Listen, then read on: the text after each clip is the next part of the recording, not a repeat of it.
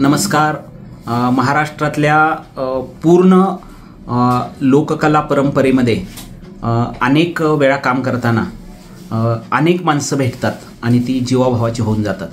मी आत्ता पुणे जिल्ह्यातल्या शिरूर या गावी काही निमित्तानं आलेलो आहे आणि निमित्त जरी कौटुंबिक असलं तरीसुद्धा इथली माणसं खूप जवळीकतेनं आपल्या शी किती बांधली गेलेली आहेत याची जाणीव मला गेल्या कित्येक वर्षापासून होते.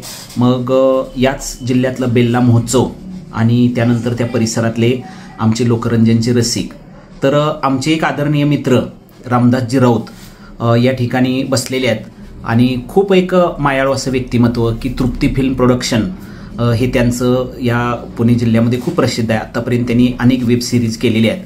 जवळजवळ माझ्या माहितीप्रमाणे की 140-50च्या पुढं 165 त्या वेब सिरीज झालेल्या आहेत आणि त्यांचं एक नाव या ठिकाणी आहे. आणि स्वतः या जिल्ह्याचे किंवा या मतदारसंघाचे खासदार अमोलजी कोल्हे साहेब यांनी सांस्कृतिक उपजिल्हाध्यक्ष त्यांची नेमणूक केलेली. आत्ताच त्यांच्याशी मी संवाद केला आणि खूप आहे. आणि त्यांच्या शेजारी आता बसले आहेत आमचे दुसरे एक आदरणीय मित्र की जे लेखणीतून आपलं स्वतःचं एक वेगळेपण सातत्यानं महाराष्ट्रातल्या लोककलावंतांच्या विषयी दाखवून देतात असे बारामतीचे राजेंद्र डी मोरे सर. ही दोन मित्र माझी खूप जीवाभावाच्या आणि जवळचे आहेत. तर राऊत साहेब, आपण मागच्या एक 8-10 दिवसापूर्वी बेल्ला येथे झालेल्या सांस्कृतिक लोककला महोत्सवामध्ये भेटलेलो होतो. तुम्हाला त्या ठिकाणी संगीतरत्न दत्ता माडिक जीवन गौरव पुरस्कार वसंतराव जगतापांनी दिलेला होता. त्यावेळेला आपल्या काही कारणानं प्रतिक्रिया राहिलेल्या होत्या. हा बेल्ला महोत्सव कशा पद्धतीनं झाला आणि त्या बेल्ला महोत्सवामध्ये तुम्हाला जो पुरस्कार मिळाला याविषयी तुम्हाला काय सांगायचं? खरं तर बेल्ला महोत्सवामध्ये मला जो पुरस्कार देण्यात आला तर मी माझ्या कलेचं चीज झाल्याचं मला असं वाटतं. कारण एवढा मोठा अण्णांच्या नावाने जीवनगौरव पुरस्कार मिळाला आणि ही खूप मोठी धन्यता आहे. खऱ्या अर्थानं आतापर्यंत जे कलाकार असे आहेत की त्यांना हे पुरस्कार मिळाले पण माझ्यासारख्या अगदी कमी अवधीमध्ये आणि कामाची जी पावती माझी ती लक्षात घेऊन जगताप अण्णांनी मला जो पुरस्कार दिला मी त्यांना प्रथम धन्यवाद देतो. आणि असंच या पुरस्काराची उंची वाढवण्याचं काम इथून पुढच्या भविष्यात मी करणार आहे. हो, हा जो पुरस्कार मिळाला त्याची निवड झाली. मला सांगा की तुम्हाला अनेक लोककलेचे पुरस्कार मिळाले. हो, मिळाले. पण या कला हा लोककलेचा एक वेगळा पुरस्कार, बेल्ल्याचा पुरस्कार, बेल्ल्याचं नाव होतं. मग त्यावेळेला तुमचं काय भावना झाली? आम्ही हा पुरस्कार ज्यावेळेला अण्णांनी मला फोन करून सांगितलं की राऊत साहेब तुम्हाला हा पुरस्कार देण्यात येतोय त्यावेळेला खरंच मन भारावून आलं की माडिक अण्णांच्या नावाने हा पुरस्कार मिळतो. ही फार माझ्यासाठी, माझ्या कुटुंबासाठी फार मोठी गोष्ट आहे. तर संपूर्ण हा पुरस्कार घेण्यासाठी माझ्या कुटुंबातील सर्व 2 मुलं असतील, सुना असतील, नातवंड असतील, आम्ही सर्व उपस्थित होतो. आणि आमच्या कुटुंबाला, माझ्या गावाला, माझ्या परिसरातील माझ्या मित्रपरिवाराला खूप आनंद झाला की साहेब तुम्हाला हा जीवनगौरव पुरस्कार मिळतो. आणि त्याच्यामध्ये खूप मी धन्यता मानतो की असा पुरस्कार मला मिळाला. इथून पुढे पुरस्कार मिळतील नाही मिळतील पण हा माझ्या जीवनातला सगळ्यात मोठा पुरस्कार आहे असं मी मानतो. हो, आता हा पुरस्कार लोककलावंतांच्या पाठीची एक थाप आहे. येस. किंवा लोककलेसाठी काम करणाऱ्या एखाद्या माणसाच्या मला मिळणारी ही पोचपावती आहे किंवा त्याला प्रेरणा आहे. तर हा महोत्सव कित्येक वर्ष भरतो, तुम्ही येता, या वर्षी कसा काय भरतो हा महोत्सव? मी गेली तसं 5 वर्षापासून तेव्हा कार्यक्रमाला जात असतो. पण तो कालचा जो कार्यक्रम झाला तो खऱ्या अर्थानं लोककला म्हणजे यापूर्वी तमाशा कलावंताच्या काही कार्यक्रम आयोजित केले होते, परंतु अण्णांनी ह्या वेळेला काय केलं, जे लोककलावंत असेल मग ते भारुडवाले असतील, तुमचे जागरणवाले असतील, भेदिकवाले असतील, तुमचे लावणी ऑर्केस्ट्रावाले असतील, सगळ्याच लोककलावंताला हा न्याय देण्याचं काम कालच्या महोत्सवामध्ये झालं असं मानता येईल मला. बरं, हा महोत्सव भरतो आणि मग वसंतराव जगतापांना हे सगळं काम करतात, म्हणजे स्वतःचा खर्च घालतात. विशेष म्हणजे एखाद्या ठिकाणी गेलं तर तिथं फी द्यावी लागते, पण सगळं मोफत असतं. मग हा महोत्सव काय कलावंतांना देऊन जाईल?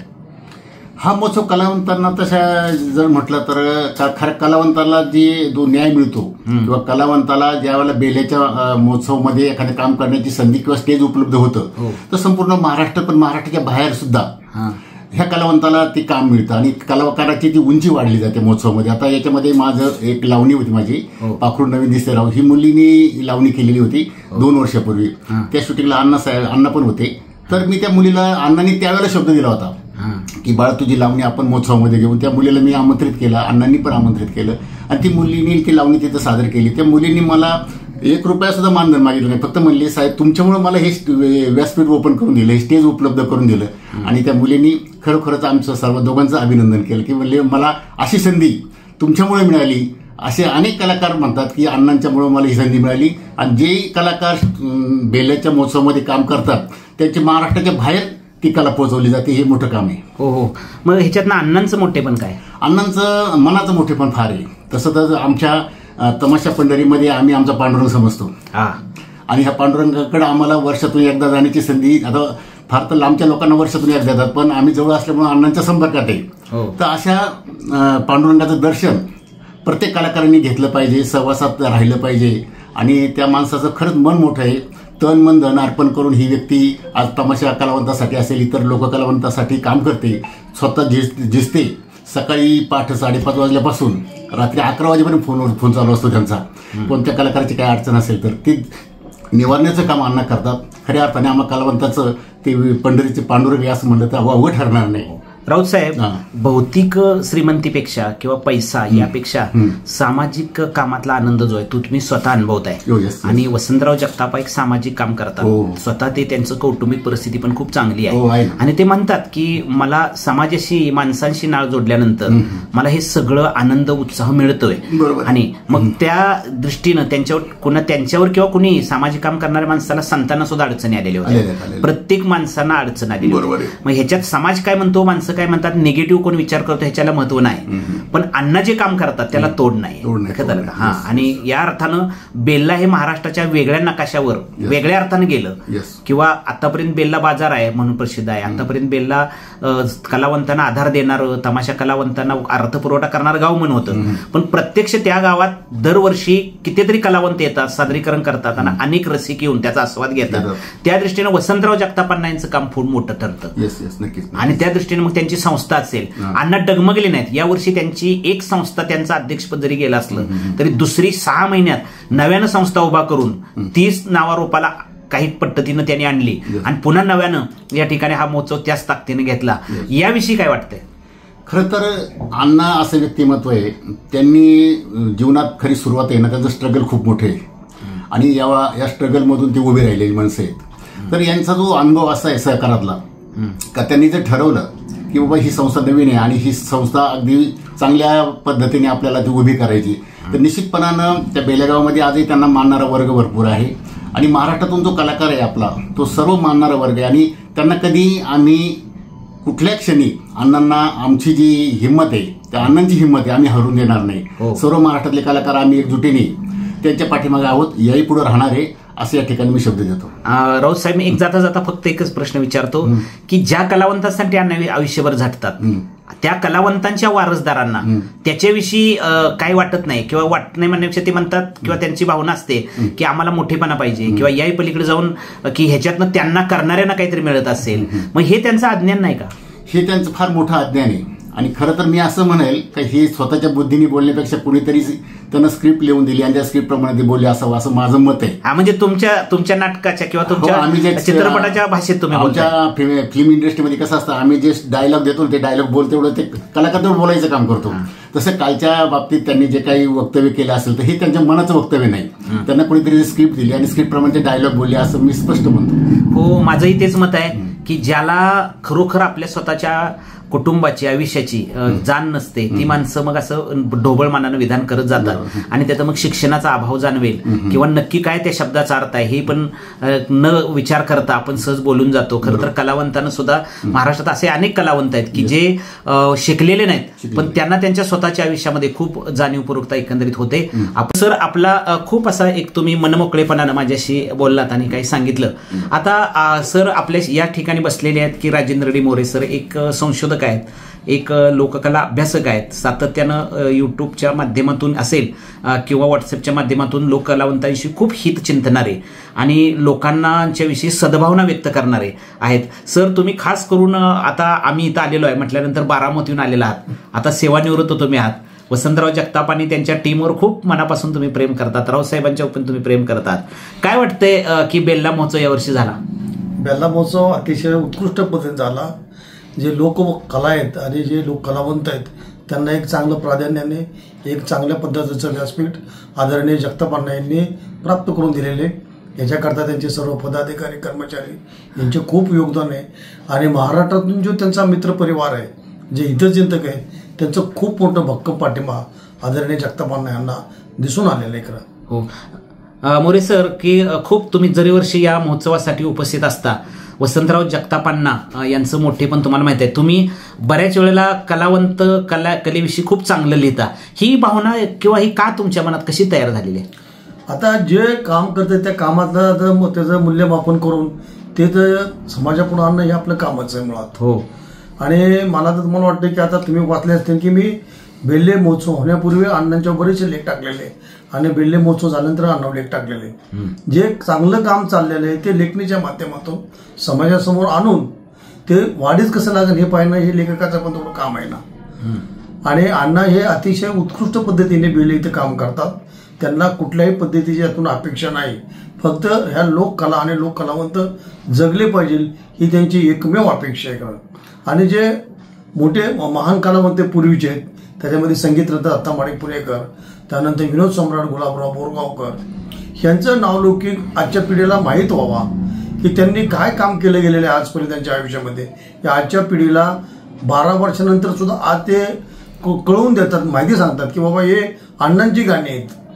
हे खूप मोठं काम त्या बेल्ले महोत्सवामध्ये बघायला मिळतं. खरं बेल्ले महोत्सवामध्ये जसे अनेक कार्यक्रम खूप छान मनाला भावणारे असतात, पण त्याच्यामध्ये अण्णांची जी गाणी, माडिक अण्णांची गाणी जे अण्णा गातात त्याला तोड नाही.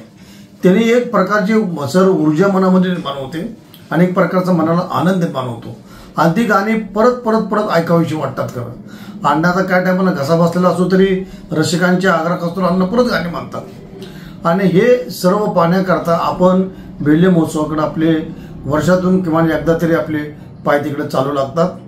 ते कशासाठी की एक कलातला आनंद जो आहे तो आपल्याला मिळावा आणि तो वर्षभर टिकावा एवढीच भावना असते. सर खूप तुम्ही चांगलं खूप कलावंतांच्या विषयी लिहिता, नेहमी सकारात्मक लिहिता हे असतं, पण चुकलेल्या गोष्टीला सुद्धा तुम्ही बऱ्याच वेळेला त्या लेखणीतून कान धरता. आणि चुकीचं आहे ते चुकीचं म्हणता, हे सगळं करता. मला सांगा, हे सगळा बेल्ला महोत्सव होतं, कलावंतांनी जाणीव कशी ठेवली पाहिजे? कलावंतांनी त्यांनी ऋणानुबंध ठेवलं पाहिजे ना, ऋण धरलंच पाहिजे ना. जर आपल्याकरता दुसरी माणसाचं काम करतात आपण त्याचं ऋण मानायला शिकलं पाहिजे ना.